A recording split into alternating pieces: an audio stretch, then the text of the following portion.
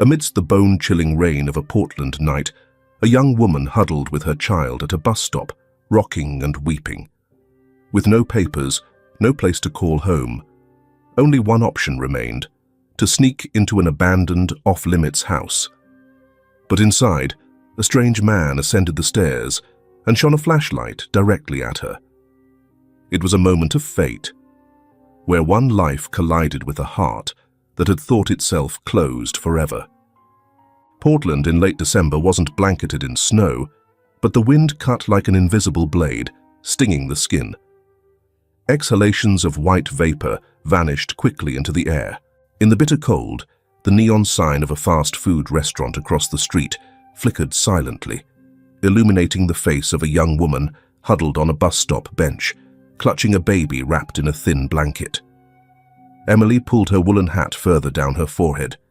Her throat felt parched, not from the cold, but because it had been too long since she had dared to cry. Baby Noah dozed in her arms, his cheeks flushed, his breath raspy with each small, uneven inhale. She touched his forehead, still feverish. Everything had started less than 3 days ago. "Get out of my house. Right now." Pamela, her stepmother, had said it, without a glance at Noah, without asking if she had any money. "Take that disgrace out of my life." Those words echoed in Emily's head like a broken record, skipping and repeating without escape. She had begged, not for herself, but for the baby. But Pamela had only tossed her a plastic bag with a few old clothes, some loose change, and slammed the door, severing the last connection Emily had to anything resembling family. For the first 2 days, she drifted between bus stops and all-night convenience stores. She had gone to the women's center near Burnside Avenue, hoping to find a place to rest. The receptionist there, a middle-aged woman with tightly curled hair and a name tag that read Carol, had looked Emily up and down, then sighed. No ID. No identification at all. Emily shook her head, offering a faded student ID card with smeared ink. "I'm sorry. New regulations have just been implemented. We can't admit you without valid documents." Even though there were a few empty beds in the waiting room, Carol stood up and politely ushered her out the door. That evening, Emily sat pressed against the outside wall of the city library, trying to feed Noah the last of the watery porridge made from the emergency oatmeal packet from the day before. He swallowed with difficulty, tears welling up as he coughed. She was afraid. Afraid he was seriously ill. Afraid he would die. She had considered risking a visit to the hospital, but without insurance, without papers, without a residence, she knew they would call the police. And like the stories in the news, the child would be taken away, and she would disappear from the system, like hundreds of others. On the third night, they reached Waterfront Park. The wind whistled across the river, carrying icy water that felt like metal. Emily planned to lie down and rest for a moment, but before she could close her eyes, a figure shone, a flashlight, in her face. It was security. A large man in a dark blue jacket, hands on his hips. "You can't sleep here." "I'm just resting for a little while." "No.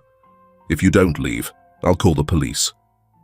She picked up Noah and staggered away. Her stomach was empty, her eyes stinging.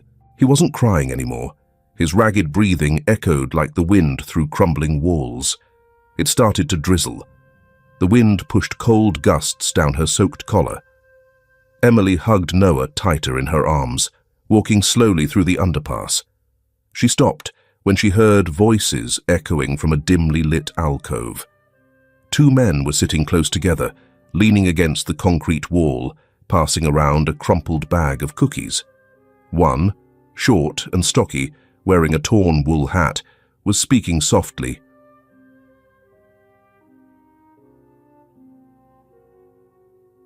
"I went there once. That house near Alberta Street. Still has a roof, but someone's guarding it. Before I could sneak in, I was chased away like a dog. They said it had burned down. Someone died there. If you show your face there at night, you're asking for trouble." The other sniffed, his voice hoarse. "I don't care. A roof is good enough. I'll try again when the weather's better." Emily stood still, holding her breath in the shadows. She didn't know if they had seen her, but she didn't dare step out. Just enough to hear, enough to understand. There was a place. Not guaranteed, not safe, but with a roof. She had no other choice. Holding Noah tighter, Emily turned away, heading southwest, as the man had said. Her stomach was empty, her feet numb. But in her heart, there was only one thing. If she didn't go there, there would be nowhere else to go. Now, in the drizzling rain, she hugged her child tighter. One hand held the thin blanket, the other pressed against his back, transmitting the last bit of warmth left in her body. Noah whimpered softly. His eyes were closed tight, his lips cracked, but his tiny hand still gripped his mother's finger. Emily bowed her head, burying her face in his neck, her lips trembling as she sang the lullaby she hadn't dared to sing in a long time. "You are my sunshine, my only sunshine." The song broke, fragmented between sobs. The rain began to fall harder, mixing with the sound of cars fading in the distance, dissolving into the freezing night. The bus stop was empty, except for her and Noah, like two silent shadows, nameless, homeless. No one saw them. No one asked them what they needed, but Emily still held the baby tight, as if somehow, just by not letting go, she was still a mother. Still had someone to live for.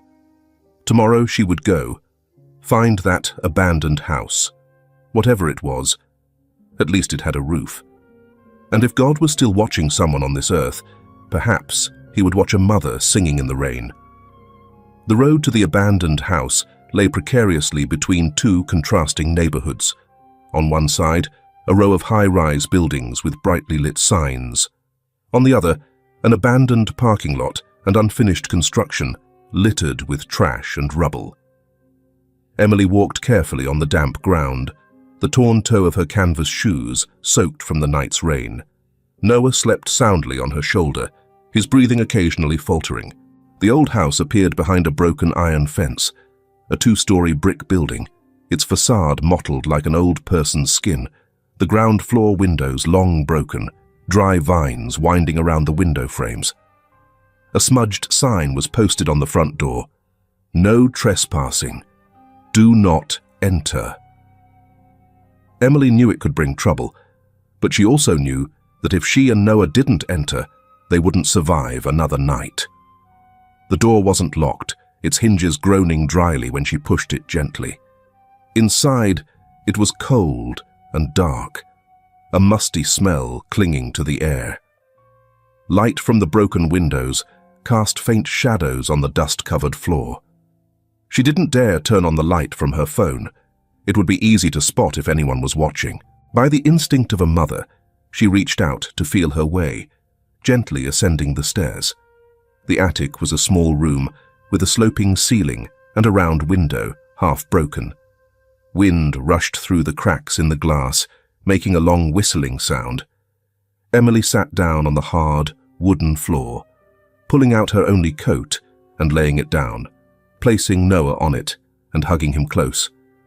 And though it wasn't very warm, lacking and dark, at least the house protected the two mothers and children from the cold winds blowing directly on her, the freezing winter rains.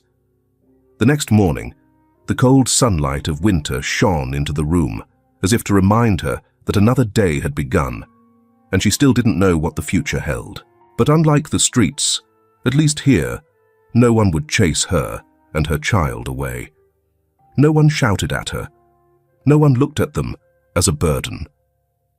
She cleaned a corner of the room, finding an old plastic tub in the storage room, wiping away the rainwater that had collected on it.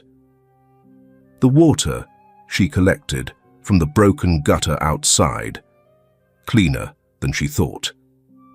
In her backpack, There was still some oatmeal from the aid center.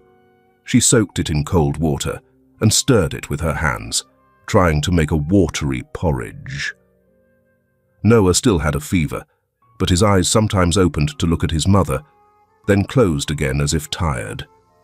Emily placed her hand on his forehead, murmuring a few sad lullabies. Small tasks, like washing his face with cold water, drying clothes on the broken window frame, became tasks that helped her keep her mind steady. She didn't know who this house belonged to, but it had been something: a repair shop, a small office, or someone's home. The blurred crayon marks on the wall, the scribbled drawings could be from a child. At one time, there had been human warmth here. At the same time, not far away, a silver Cadillac parked neatly on the side of the road. A middle-aged man, in a thick overcoat, holding a stack of papers and a phone, got out of the car. He looked at the house with a thoughtful expression. Ethan Blake, 45 years old, owner of dozens of properties around the state of Washington, was a man who lived by rules: buy, fix, sell. He's quick and efficient, without emotional entanglement. But something kept him from demolishing this house. "There's something unfinished here," he had once told his assistant, without further explanation. Ethan unlocked the door with a master key, the creaking hinges making him frown. It was darker inside than he remembered. His footsteps left clear footprints on the layer of dust. The musty smell made him wince. He checked the rooms, thoroughly, as always. Living room, kitchen, bathroom, nothing unusual. But when he went upstairs, he began to feel strange. There was a new scratch on the railing. A wet towel was hanging on the doorknob of the attic. Ethan narrowed his eyes.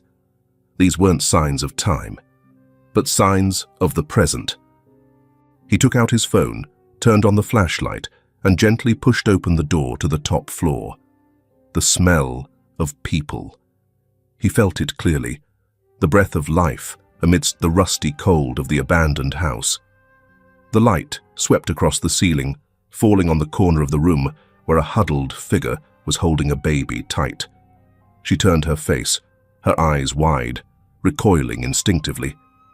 The child in her arms coughed, then whimpered softly. Both froze. For a few seconds, only the sound of wind blowing through the broken window frame. The woman, hair tangled, clothes crumpled, face pale from lack of sleep and cold, looked at him as if he were the last nightmare come to life. Ethan said nothing for a few seconds. He had never seen eyes like that, eyes that were both pleading and ready to fight. She didn't beg, didn't cry, didn't run. Just hugged the baby closer, as if her small body was the last wall between her son and the world. "Who are you?" he asked, his voice low and even, without anger, only alertness and caution. The woman swallowed. She didn't answer immediately. Her dry lips moved slightly. I just need a few days. Just a place to spend the night. Please don't chase us away." Ethan looked at the baby. He couldn't have been more than a year old, his cheeks flushed with fever, his lips cracked, his eyes swollen, as if he had been crying all night. His heart, which had been frozen since that fateful day years ago, suddenly felt like someone had struck it a slow and deep blow. That unfamiliar feeling, soft, weary, but distinct. He didn't know what to say. This wasn't in the plan. He didn't know what to do with a trembling woman and a sick child in his own house. But he couldn't chase them away, couldn't walk out of here as if he had never seen them. "The boy needs a doctor," he said softly. The woman nodded very slightly, her lips pressed tight, as if afraid any sound would let someone out there know they existed. Ethan stood still for a long moment. Then he sighed. "What's your name?" "Emily." "All right, Emily. I won't call the police, but I'll be back tomorrow. The boy needs to be checked, and You need a better place than this freezing attic."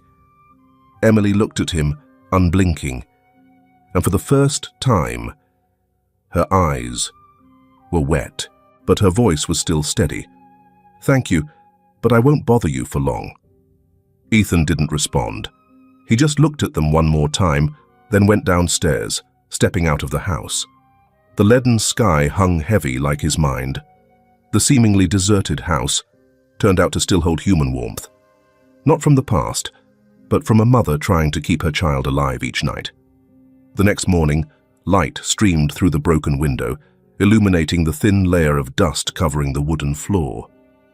In the corner of the attic, Emily sat leaning against the wall, head drooping on her shoulder, one arm holding Noah tight, the other gripping the strap of her backpack as if afraid someone would snatch it away at any moment. Noah still had a fever. The fever wasn't higher, but it had been lasting so long that his cheeks were flushed, his body hot, as if he had swallowed coal. Last night, Emily had soaked a towel in cold water, wiping his forehead and chest all night. Sleep didn't come fully, only broken snatches between his dry cough and the worry that felt like a murmur in her bones. The sound of the door opening downstairs made Emily jump, her heart clenching instinctively. She hugged Noah tighter, breathing faster. The footsteps were steady, slow, then a soft call. "Emily?" "It's me. Ethan." She still didn't answer, just stared at the soon-to-be-opened door. Ethan appeared in the doorway, holding a paper bag from the pharmacy and a nylon bag containing sandwiches, juice, wet wipes, and a clean bottle of water. He saw Emily's expression, the wary eyes, the dry lips pressed tight, and stopped short. "I didn't come to scare you." He raised his hand slightly, as if to reassure her.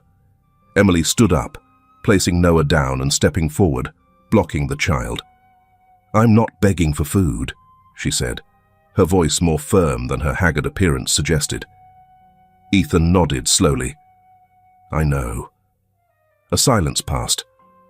"I'm not giving because of pity either. I brought it because I think a child needs to eat when he's sick." Emily's eyes wavered. She looked at Noah, his cheeks red as embers, his dry, cracked lips bleeding. "How long has he had a fever?" Ethan asked. 3 days, she replied quietly.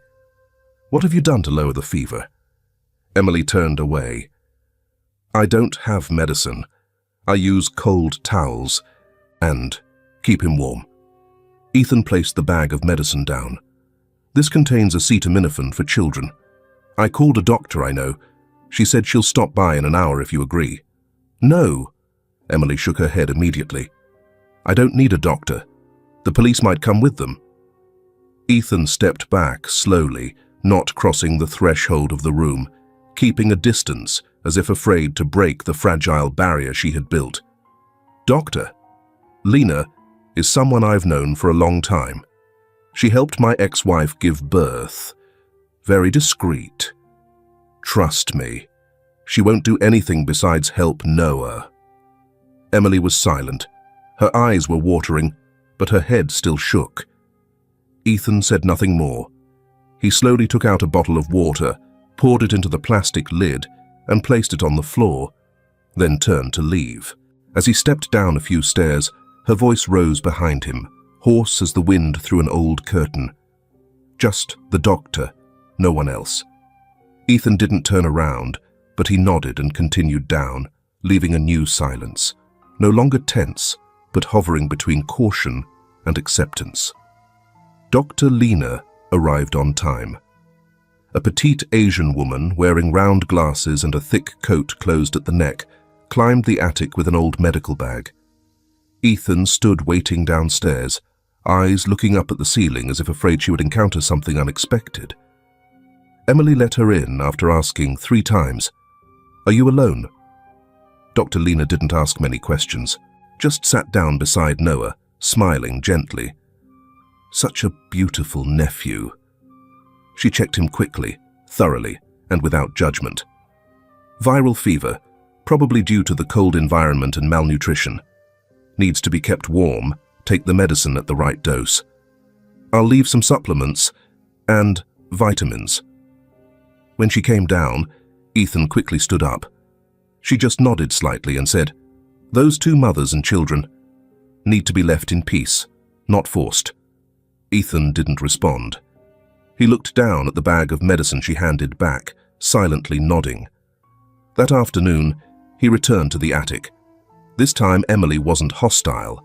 She was sitting wiping Noah's forehead with a clean towel, one of the things Ethan had left. "Did he take the medicine?" he asked. Emily nodded, but didn't look up at him. She seemed tired. Not tired physically, but tired of being too used to fighting against all kindness. Ethan sat down on the edge of the floor a few steps away from her. He looked at Noah. He was sleeping more deeply than before, breathing evenly, his face less tense. "I used to have a son," Ethan said after a moment of silence. Emily didn't react, but her shoulders moved slightly. He was 10 years old, loved building Lego and apple pie. He took a light breath. "He died in a car accident. I was driving that day. A truck ran a red light. I lived, but he didn't." Emily squeezed Noah lightly. "My wife couldn't live with me after that. I'm not me anymore either." Ethan looked at Noah, his eyes softening. "When I saw him..." Noah, for the first time.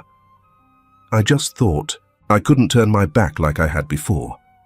Emily looked up slightly. Her eyes met his. There were no words, but something between them was transferred in silence. He slowly stood up, stepping closer, then suddenly reached out his hand. "Can I hold him?" "If you allow it." She hesitated, looking at Noah, then at the man. A very slow nod. Ethan bent down, gently supporting the baby. He placed Noah on his hand, back straight and steady. That feeling, heavy, warm, trembling, flooded back like a memory from another world.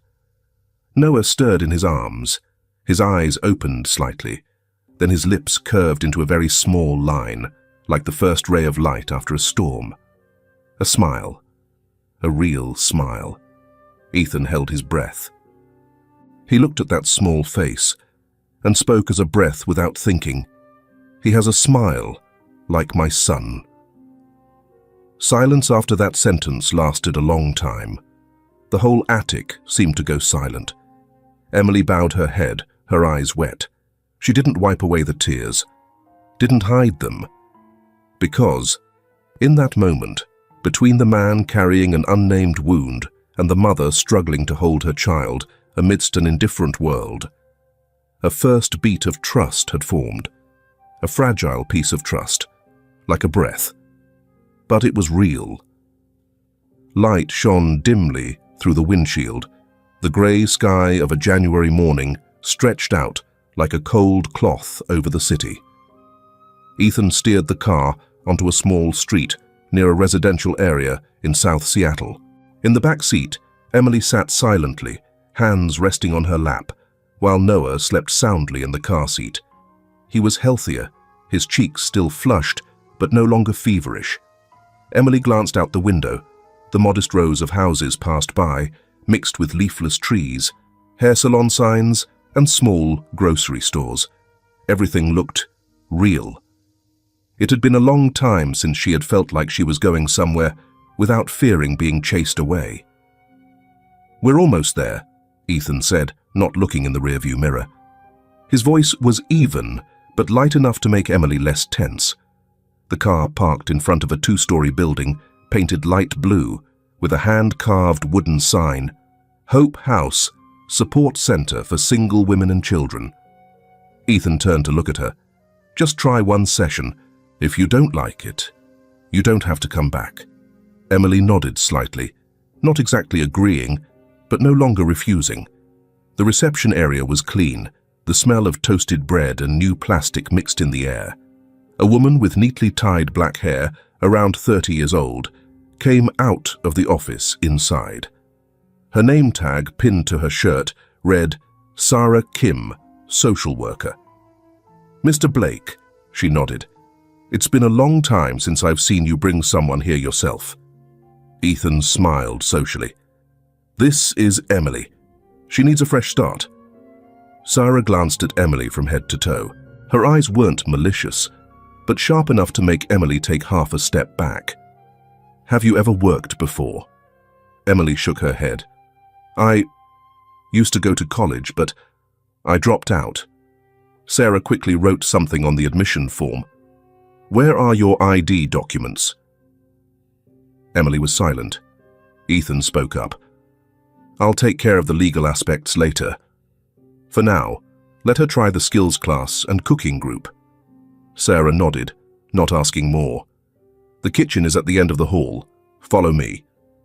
Ethan placed his hand lightly on Emily's shoulder as she walked away, like a silent wish of good luck.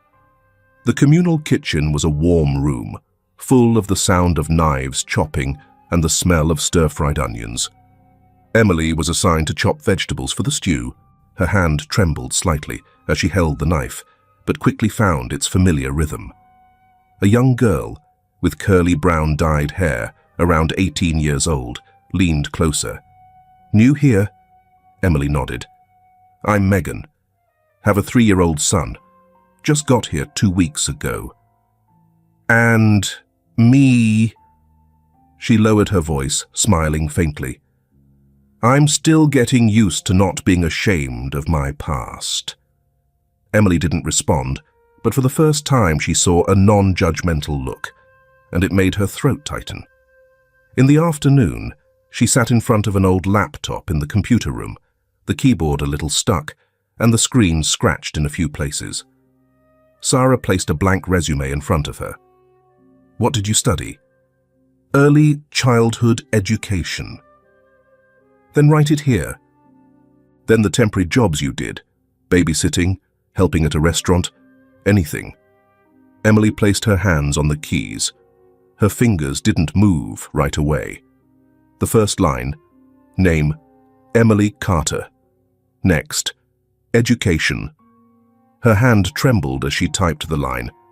Formerly a student at the University of Oregon, Department of Early Childhood Education, 3rd year. She had never said that to anyone since being kicked out, had never admitted to anyone, including herself, that she had once had a different future. A tear suddenly fell on the keyboard. Emily quickly wiped it away. No one was looking. But for the first time, she felt like she had just set foot on a rock in the middle of a raging stream.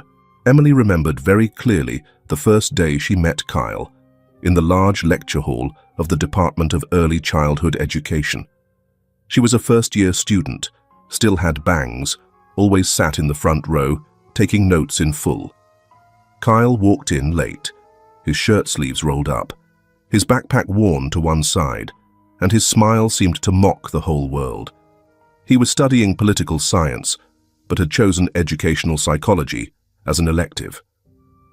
To understand how children are programmed from a young age, he said, jokingly. Emily didn't like people like that, but Kyle always seemed to care.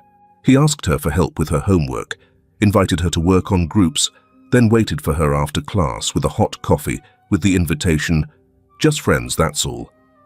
The girl who was living far from home for the first time someone who was both smart and confident paid attention to her. Emily didn't have many reasons to refuse. When she found out she was pregnant, Kyle was silent for a long time. Then he said, his voice still gentle, but his eyes colder than she had ever seen. "This shouldn't ruin everything you have. And me too. I'm preparing a campaign for the position of assistant congressman. You want me to get rid of it? You have to decide for yourself. But if you keep the baby, I can't be with you." Emily left the dorm one rainy night, taking nothing but a small backpack and the first ultrasound result. She called her father, but the person who answered the phone was Pamela, her stepmother, and her voice was as cold as ice. "Your father isn't here, and if you embarrass the family, never come back. No Kyle, no family, no place to go. Emily rented a cheap room near the hospital, worked extra shifts at the coffee shop, studying and pregnant. By the 7th month, she fainted in the middle of her shift. The school called her guardian, but no one came. They thought she no longer had the conditions to continue her studies and gave her temporary leave, a beautiful term for being pushed out of the university door. She had promised she would never mention Kyle Hargrove's name again. Yet now, sitting in the quiet room in the support center when typing the lines about her past education, her hand trembled. Formerly a student at the University of Oregon, Department of Early Childhood Education, 3rd year, not to hold on to an old time, but to look straight at it, to no longer avoid it, because there are things only lost forever when we refuse to admit they were ever real. At the same time, Ethan sat in his office on the top floor of a downtown Seattle building. Outside, light rain fell on the glass. He opened a drawer, taking out a small old wooden box. Inside was the accident file, the police report, crime scene photos, a crumpled car, and finally, a wrinkled photo. A blonde boy wearing a red shirt, smiling in his arms. His son, Lucas. Ethan looked at the photo so long that the coffee in his hand went completely cold. A soft knock came. Marcus Bell, a lawyer, a close friend from college, walked in, his coat wet with rain, holding a leather briefcase. "What are you really doing, Ethan?" Marcus asked, without going around in circles. Ethan didn't turn around. "Helping a mother and child. Do you think that will make up for what was lost?"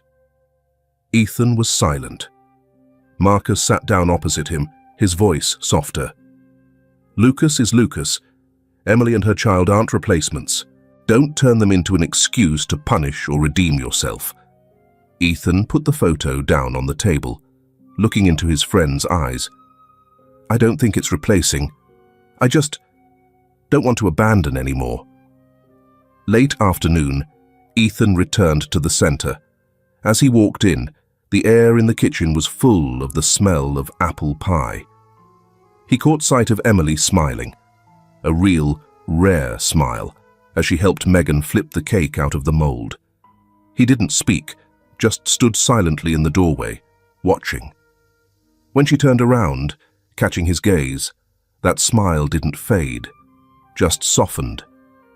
"The first cake I've made that hasn't burned," she said. Ethan nodded.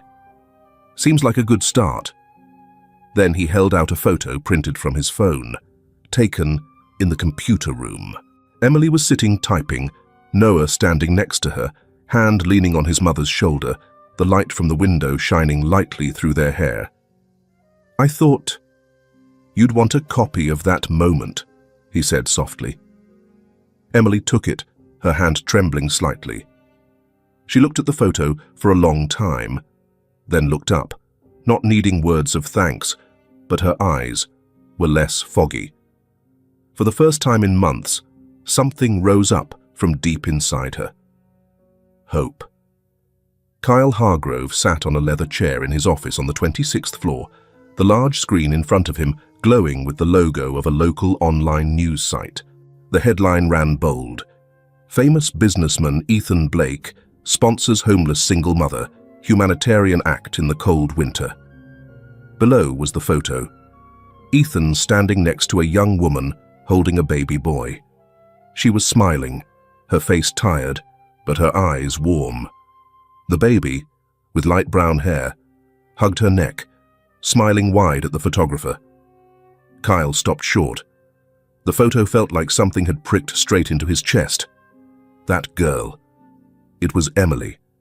And the child. Kyle felt a chill down his spine. Even though he had never seen Noah once, he knew. Those eyes, that mouth, was a copy of himself as a child. The two mothers and children used to live wandering around. No papers. No one knows who the child's father is. That sentence from the article kept repeating in Kyle's head. If this was revealed, if someone recognized, his career would not only waver, it would collapse. That same afternoon, at a law office in the center of the city, a woman in a grey vest, thin glasses, was sipping unsweetened coffee. Tasha Lopez, a lawyer specializing in handling complex issues for politicians, looked through the file Kyle had just placed on the table. "Let me understand clearly," she said. "You were in a relationship with this girl since you were in college, right?" "That's old news," Kyle snapped. "I didn't know she kept the baby. I paid her to disappear." Tasha raised an eyebrow. "And now she's being sponsored by Ethan Blake, one of the most powerful voices in the charitable world. She can shatter my upcoming campaign. It must be stopped." "Immediately." Tasha closed the file. "I'll handle it. No trace left." The next morning, at Hope House, Emily was sorting through the old clothes for the charity handout when Sarah approached. "Emily, a representative from the Social Services Agency wants to meet you. She said she needs to assess your childcare conditions according to procedure." Emily stopped short. "Have I done anything wrong?" "Number just a random check. Don't worry." An hour later, Tasha Lopez appeared, hair neatly tied, eyes sharp, but her voice strangely soft. "I came under the direction of the city's social work department," she said. "We received a complaint that there are signs of child neglect." Emily turned pale. "A complaint? From who?" "I'm not allowed to disclose it." Tasha glanced around the small room where Emily and Noah slept. The blanket was folded neatly. The cabinet had a few old toys. The corner of the room was a scribbled drawing Noah had made yesterday. "Have you ever been treated for postpartum depression?" Tasha asked without warning. Emily stared blankly. "I was prescribed medicine, but I'm fine now. I take good care of my child," Tasha wrote coldly. "Do you have medical documents confirming that?" Emily clenched her hands. "I don't think I have to prove that I'm a mother." Tasha just smiled. "Sometimes you're not the one who decides that." A silence filled with suffocating air. Emily didn't answer, but her spine straightened a little, her eyes no longer avoiding. She knew if she couldn't make them believe, at least she wouldn't let them make her doubt herself. The news reached Ethan right at noon that day. He was in a meeting with a new charity fund planning group when Sarah called urgently. "Someone came to check on Emily, and I suspect they're not really from the city government." Ethan immediately abandoned the meeting. On the way driving, he called Marcus. "I need to verify someone named Tasha Lopez." An hour later, Marcus texted back, "Lopez works for Kyle Hargrove, and I'm sure you know that name." Ethan stepped hard on the gas pedal. When he arrived at Hope House, Emily was huddled in the corner of the waiting room, eyes red. Sarah stood beside her, angry, but still calm. Tasha just left. She said she'll send a report on Emily's living conditions, but the way she asked, the way she took notes, it's all aimed at proving she's not capable of raising a child. Ethan looked at Emily. "Did you say anything?" She shook her head. "I don't know why they came. I thought I was safe." Ethan suppressed his anger. "You didn't do anything wrong. Someone's behind this." The next day, Kyle came to the construction site where Ethan was supervising a new social housing project. He was wearing a vest, shiny shoes, a politician's smile always on his lips. But his eyes were restless. "I want to talk to you." Ethan crossed his arms. "I don't think we have anything to say." Kyle didn't beat around the bush. "I know her. Emily. I'm the child's father, and I want to get my child back." Ethan stepped forward a step. "You just remembered her now. I have a responsibility, and I will ensure the best future for the child." Ethan stared into his eyes. "By threatening, by sending lawyers to threaten Emily, digging up the past to label her a bad mother. She used to be mentally unstable. I have the right." Ethan clenched his hand. His voice was not loud, but as decisive as an axe chopping down on the table. Listen carefully, Kyle. I've lost a child before, and I won't stand by and watch another child snatched from his mother's arms just to serve a campaign. What are you going to do to me? Kyle sneered. Ethan stepped forward, his voice low. I'll stand by Emily, no matter what. The silence after that sentence was like a storm about to break. Kyle turned away, but the eyes he left behind were like a threat unspoken. That afternoon, Emily sat beside Noah's bed. The boy was playing with the crayons. She heard the door open, the familiar footsteps. Ethan walked in, holding a file. He sat down beside her, handing her the papers. These are the temporary legal documents I'm having Marcus prepare. Evidence from the center, Dr. Lena, both photos and videos of Noah's care. Emily took each paper, her fingers still trembling. They might not give up, she said softly. They might take him away. Ethan looked at her, but I won't let that happen. She looked up, for the first time in so many months, her eyes not just full of water, but also something bigger, belief. The snowstorm hit suddenly, as if the entire city of Seattle was submerged in a layer of white powder. The familiar streets disappeared under the thick snow, the bare trees covered in ice, the yellow lights of the temporary shelter where Emily and Noah lived, blurred behind the frost-covered glass. Noah was sitting drawing with crayons on the table, his cheeks flushed with cold, while Emily carefully pasted each job application into a cardboard cover. Outside, the wind howled in gusts, pounding on the corrugated iron roof like drums echoing from afar. On the other side of the city, Derek Scott, the construction supervisor Ethan was investing in, walked quickly into the temporary office, his face red with cold, his eyes flashing with an unpredictable urgency. He knocked on Ethan's office door just as he was preparing to return to Hope House. "We have a problem," Derek said, his breath carrying the smell of cheap cigarettes. Ethan turned around. "What problem?" Derek pulled out a clear plastic bag. Inside were odds and ends, a screwdriver, an old wallet, and a broken phone. "I found this in the warehouse, where only insiders are allowed in, and the cameras were cut off 3 days ago." "What are you talking about?" Ethan frowned. "That girl, Emily. She might have sneaked in. There are footprints, strange objects, and I have people who saw her around there." "Do you have evidence?" Derek shrugged. "Number. But if the police ask, she'll be the main suspect, especially since she doesn't have official work records." Ethan narrowed his eyes. "Don't speak vaguely without concrete evidence." Derek shrugged. "I just think she's trouble. And Kyle has already raised the issue. Shouldn't we think about the big picture?" Ethan didn't speak, but his eyes had changed from cold to angry. He took a step forward.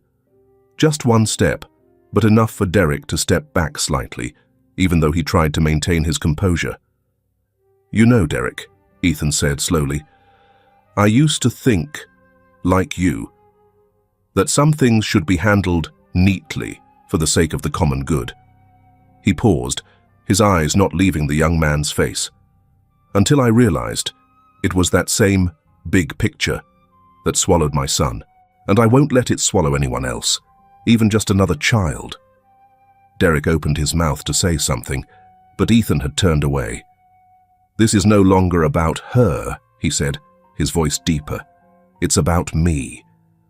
Then he left the hallway, leaving Derek standing silently in the sound of the wind blowing through the slightly open window frame, as if the place had just lost a part of its warmth. That evening, Emily was lulling Noah to sleep when she heard a car braking hard outside the door. She looked up, a feeling in her stomach tightening instinctively. Knocking rang out urgently. Sarah ran to the door, just opened it slightly when it was pushed open. 3 men walked in, led by Kyle, followed by 2 strangers in dark clothes, large and silent. Kyle's face was as cold as ice, his mouth smiling, but his eyes not smiling at all. "I've come to pick up my son," he said. Emily hugged Noah to her chest. "You have no right, no judgment, no orders at all." Kyle held out a paper. "Temporary custody authorization, signed by a lawyer. And, if you don't cooperate, there will be an arrest warrant for abusing property and neglecting minors." Emily's face turned pale. Sarah tried to squeeze in, "This is an act of illegal coercion. We haven't received any valid documents from the department." Kyle turned to signal. The two men began to step forward. Emily screamed, hugging Noah tight. "No, don't touch my child." That scream echoed at the same time. The door burst open.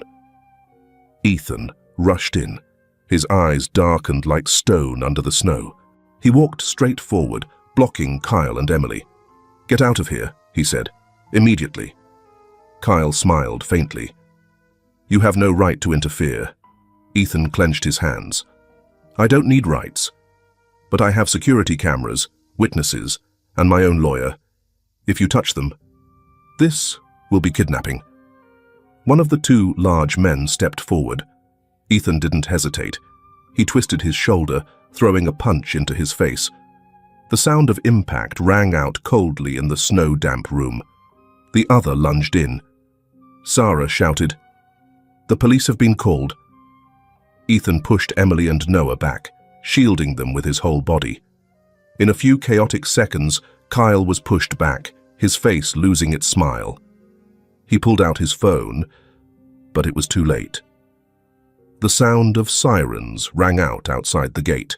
The headlights of the patrol car flashed through the snow-blurred glass door. Two police officers walked in, fully armed, hands ready on their guns. "This is an illegal coercive alarm. Everyone step back."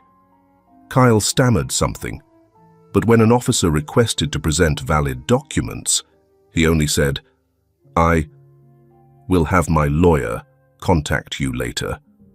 The two men who followed him stepped back. The whole group was invited out of the center in silence. Afterward, in the small room, Emily slumped to the floor.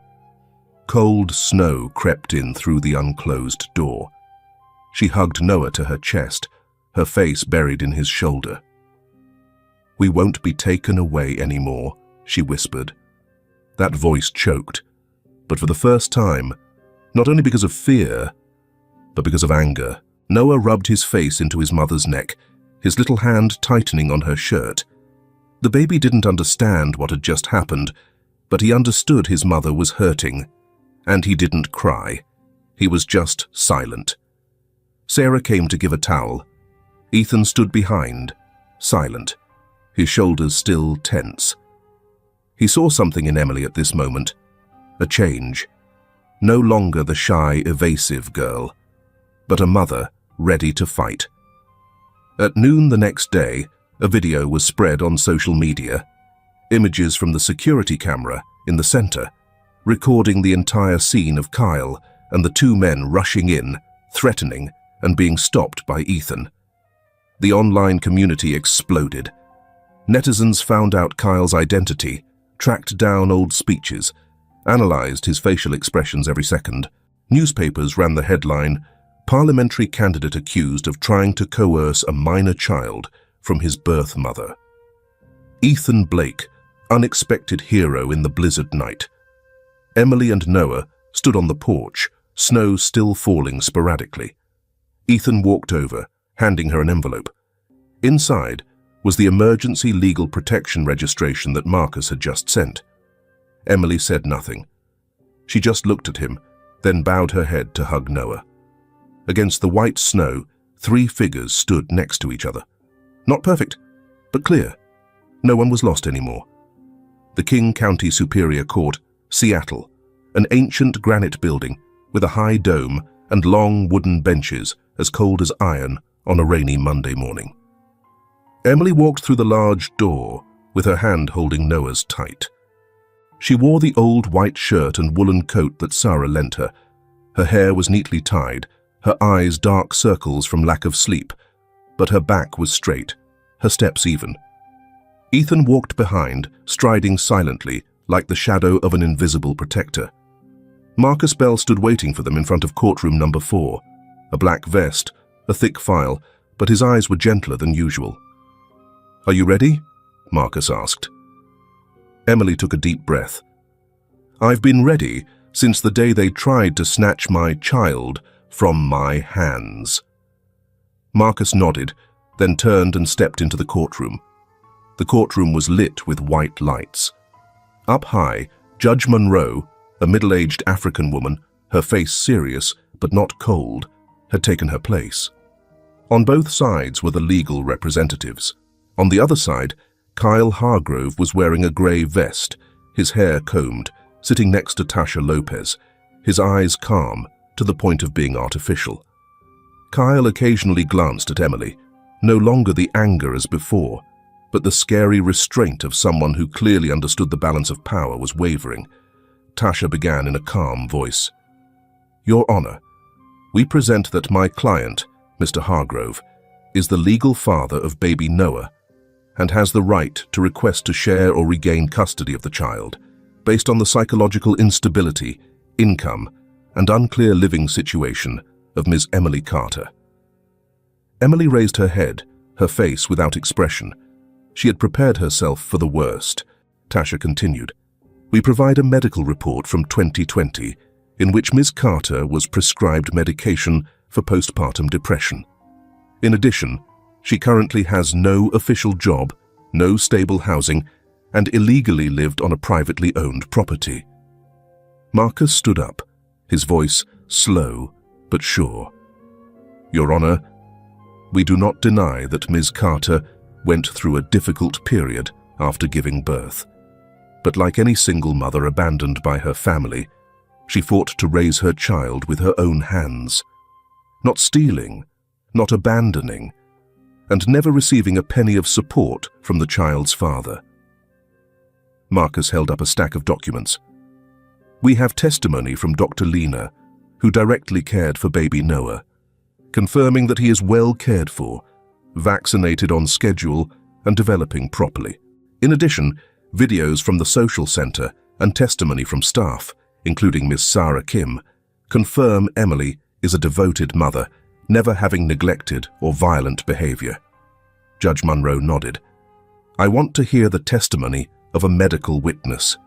Dr. Lena stepped onto the podium. A simple white blouse, a steady voice. "I am the one who has been following baby Noah for the past 2 months. The boy is healthy, happy, has good emotional development, and is especially attached to his mother. If Noah is separated from his mother, I believe that psychological trauma is unavoidable." That statement made the air in the courtroom compress. Next was Sarah's testimony. She stood straight, holding the center's file. "Emily came to us with nothing but a backpack and her child in her arms. But within 2 weeks, she learned to cook, write a resume, take care of her child properly, and was ready to do anything kind to earn a living. I don't see a more devoted mother than her." Tasha interrupted.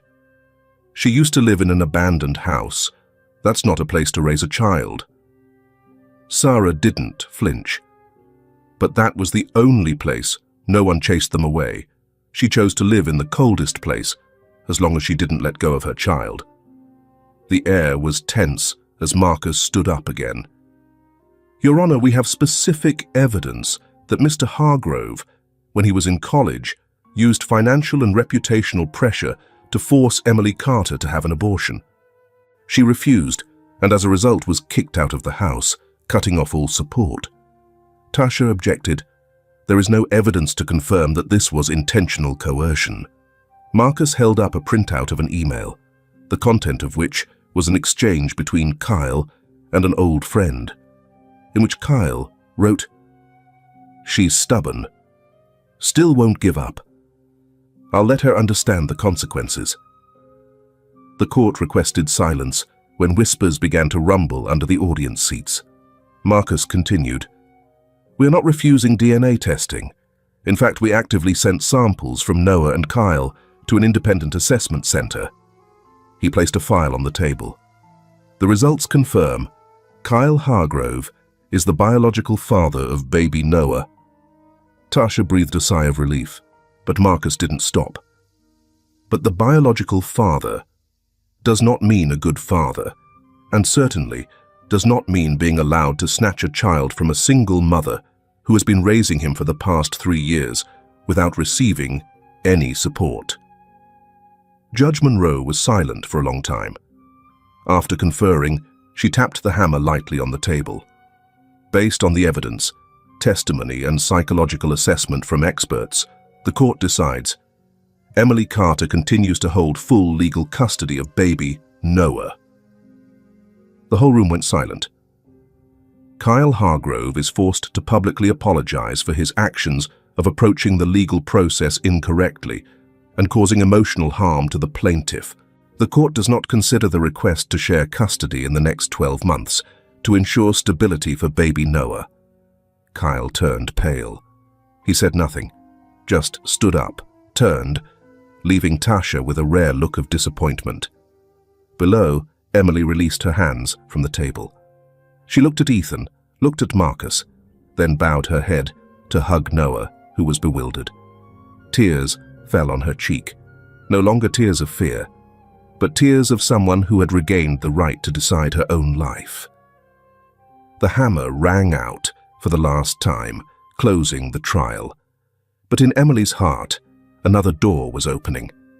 The first spring evening after a long winter, the wind from Lake Washington blew through the quiet residential area north of the city. On the porch of the small house that Ethan was repairing into a new temporary home for the 2 mothers and children, yellow lights shone lightly from inside, casting the shadows of 2 people sitting next to each other. Not close, but not far. Emily was silent. Ethan too. Between them, just enough space to be quiet without being distant. Noah was asleep. The temporary house was warm enough for him to sleep deeply, no longer tossing and coughing like the nights before. Emily leaned back against the wooden column, her eyes looking out into the dark garden.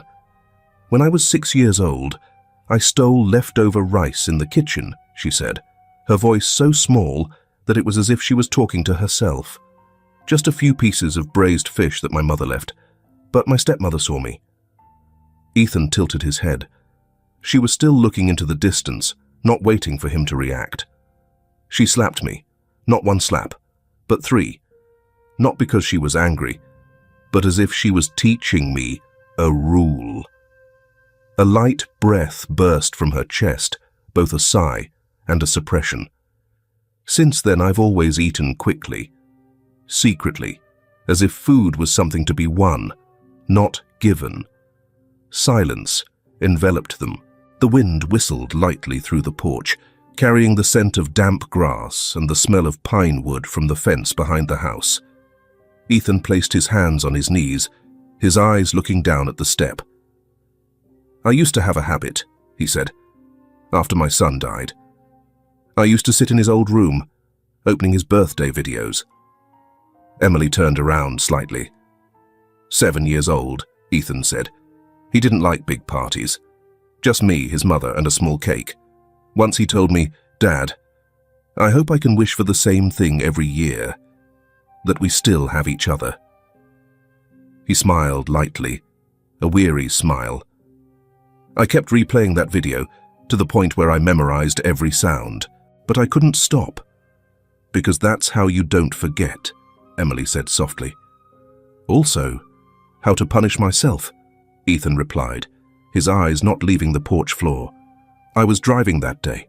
Red light. Truck. I lived. He didn't." Both fell silent again. But now, it was a silence that wasn't alone. The night passed. The lake turned as black as ink. Inside the house, the wall clock steadily ticked away each second. Emily stood up first. She pulled out a thin woolen coat, putting it on.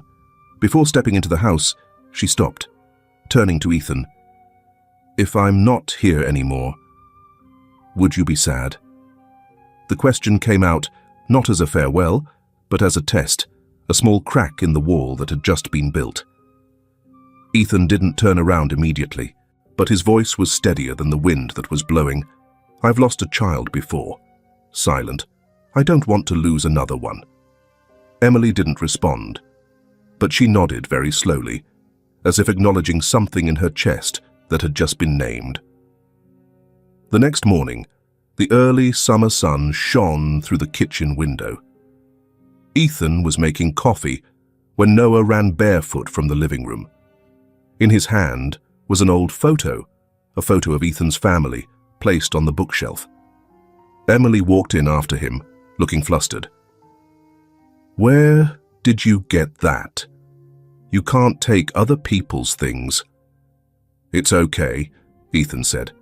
He bent down, took the photo, and placed it in Noah's arms. Noah sat down on the floor, pointing at the woman in the photo, then at the man, who was Ethan in his younger years. Then he pointed at Ethan, then looked back at the photo, his lips moving. Grandpa. No one had time to react. The kitchen went silent. Noah looked up. "Grandpa," he said again, this time more clearly, as if he had just understood a connection that only a child's heart could know. Emily covered her mouth, her eyes glistening. Ethan sat down, his hand trembling as he placed it on the boy's shoulder. He said nothing, just bowed his head. But where his left chest was, something that had been weighing heavily like a stone for a long time, had broken, not with a sound, but with a first word. That evening, Emily sorted through the small wardrobe again. She found an old baby shirt, the one Noah wore when she first took him out of the hospital. The shirt was so small that she had feared she would drop him if she didn't hold him correctly. She placed the shirt on the palm of her hand, sat down on the bed, her eyes far away. Ethan stood outside the door, seeing her through the light shining out. He said nothing. He knew. There are wounds that don't see blood, that don't have scars, but are still there, like the low notes that linger under the background of a gentle piece of music. And it is they that give the music a soul. Late afternoon in mid-May, the sky of Seattle seemed to be shaken clean after a short rain. Fluffy white clouds floated across the roof, leaving the warm, early summer sunlight to slip through the maple trees that were putting out new leaves. In front of the small wooden house, which had been a derelict construction site and now had been repaired by Ethan into a home for single mothers, a few paper lanterns were strung between the white fence and the trees. The smell of baked goods spread from the kitchen throughout the garden, mixing with the smell of lavender along the stone path. Emily wiped her hands on her apron, placing the last tray of apple pie on the long wooden table placed in the middle of the yard. This was the first dish she had learned at Hope House, and the first time she had made it to invite others. "Does the cake look okay?" she asked Sarah, who was arranging the paper plates beside her. Sarah smiled. "The cake doesn't need to be perfect, just need to be sincere enough." Emily nodded. Her cheeks were flushed, not just because of the afternoon sun. Dr. Lena was the first to arrive. She brought a small Chinese pastry box and a set of porcelain teacups. "We need to drink something decent than filtered water," she said, her eyes dryly kind. Next was Marcus, this time not wearing a tie, his hair somewhat messy. "I brought apple cider. Not heavy, but enough to make someone accidentally propose," he said, winking at Ethan, then smiling. A moment later, people in the neighborhood also came, the workers who had helped repair the house, some mothers from the Hope House Center, children who ran around playing. Laughter rose like a light breeze, not loud, but spreading far. Noah was wearing a blue plaid shirt, holding hands with a girl with 2 braided brown hair, Ava, Megan's daughter. The two ran around the yard, laughing, stepping on the fallen petals. Ethan stood by the window looking out, a cup of tea in his hand. The slanting sunlight shone on his cheek, clearly marking each wrinkle of experience, but not hardship. He walked out onto the porch, where Emily was standing alone, her eyes following Noah. "You did well," he said, pointing to the pie table. "I heard Sarah say someone ate 2 pieces without knowing." Emily laughed. "Don't know if it's because it's delicious or because they're hungry." Ethan shook his head. "I think because they feel warm." A moment of silence. Then he pulled out a small envelope from his pocket, handing it to her. "What's this?" "A job offer. My new foundation will open a branch to support independent women. I need someone who understands them, standing there, like a hand reaching out at the right time. I think no one is more suitable than you." Emily held the envelope. She didn't open it, just looked at him. "Are you sure?" she asked. "I don't have qualifications. I don't have management experience and—" "But you have the experience of surviving," Ethan interrupted, "and compassion, things that no school teaches." Emily looked at the yard. Noah was hugging Ava, both falling into the grass, still laughing like crazy. "For the first time," she said slowly, "I see home is not 4 walls." Ethan nodded. "But a place where people want you to stay." She turned to look at him, not the gaze of someone being helped, but of someone standing up. As the sunset began to spread a thin orange layer over the roof, Marcus took out his camera.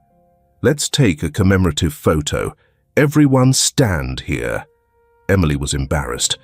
I'm not used to taking pictures." "Then practice," Sarah laughed.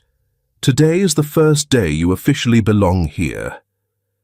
Emily stood in the middle, Ethan on the left, Noah sitting snugly in his mother's arms, the evening light shining through his hair like a small halo. Click. Marcus looked at the screen. "Beautiful," he said.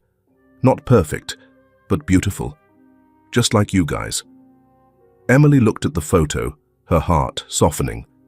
She didn't know if the future would still have storms, trials, or the shadow of the old days returning. But at this moment, with Noah's laughter, the warm eyes from the person beside her, and the smell of pie still lingering in her sleeves, she knew she had passed through the darkest part of her life.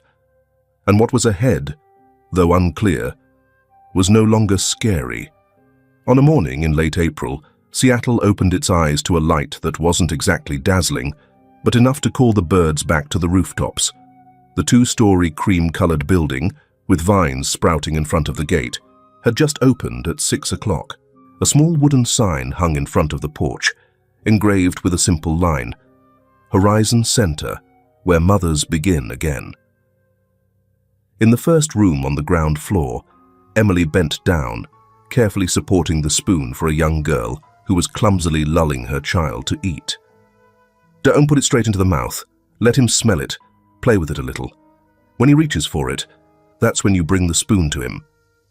The girl looked at Emily, her eyes as if she was believing for the first time that someone was really listening to her. "Did you have to learn this way?" Emily smiled. "I used to think I would never be able to do it."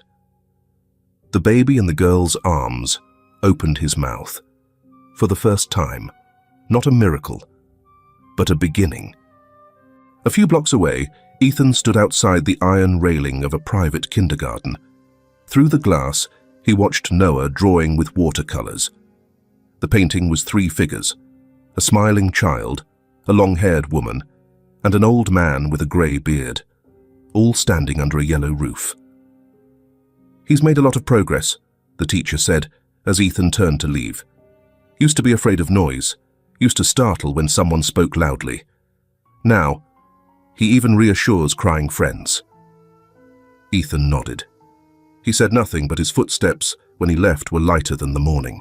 Early in the afternoon, newspapers simultaneously reported Kyle Hargrove withdraws from campaign after series of investigations into shady spending, abuse of power, and deceiving voters.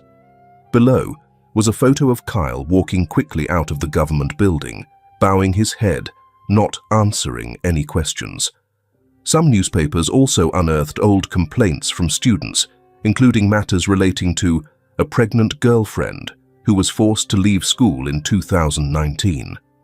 Public opinion was not angry, simply turned away, like the way people close a door that was once thought to lead to good things.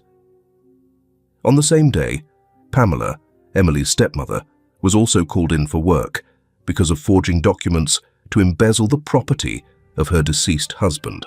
Her lawyer said, "We have no comment at this time." Emily only knew when Sarah handed her the phone. "Do you feel relieved?" Sarah asked. Emily pondered for a moment, then shook her head. "Number just feel no need to look back anymore." That evening, the small room on the second floor at Horizon Center was lit. Emily sat at her desk, recording the first day of official work in her notebook. Ethan walked in, placing a black book, leather-bound, with a cloth tie. "What's this?" she asked. "Journal," he replied. "Mine. Just a few paragraphs, written to keep myself here."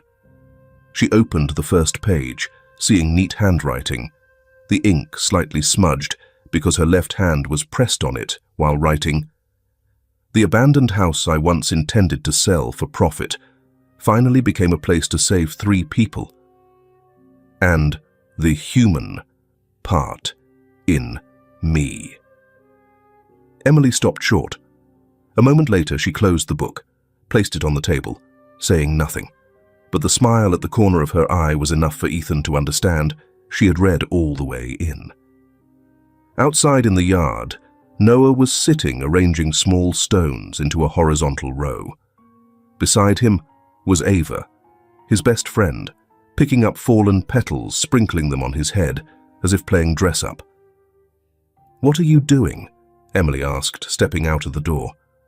Noah looked up. "Making a road home, so anyone who gets lost can find it." She walked over, sitting down beside her son. "What is home to you?" the boy thought, then suddenly jumped up, running inside the house. A minute later, he returned, hugging Emily's legs tightly, then looking up, seeing Ethan stepping down the steps. Noah ran towards him, wrapping his tiny arms around his knees like an old tree. "Mummy! Grandpa!" The evening breeze blew through the garden, light as a blessing. Ethan bent down, his hand placed on the boy's head. No need to say anything, just an embrace, a warmth, a whisper that didn't need to be uttered. Emily stood there, her hand placed on her heart.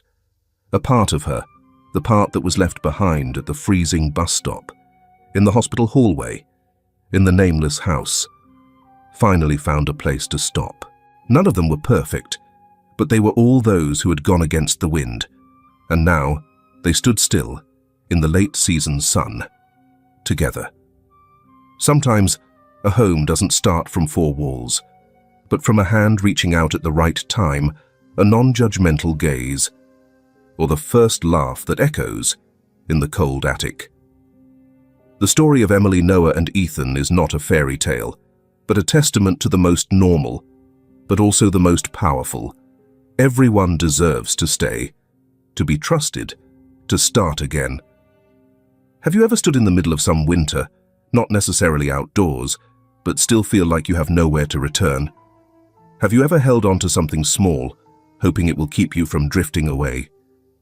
If you are reading this far, thank you for giving this story a home in your heart. If you are precarious, I hope you find a bright light waiting for you to come home. And if you are embracing something very fragile, just keep embracing it, because maybe that is exactly what will save you. I wish you a good night's sleep tonight, and when you wake up, know that you have never really been alone.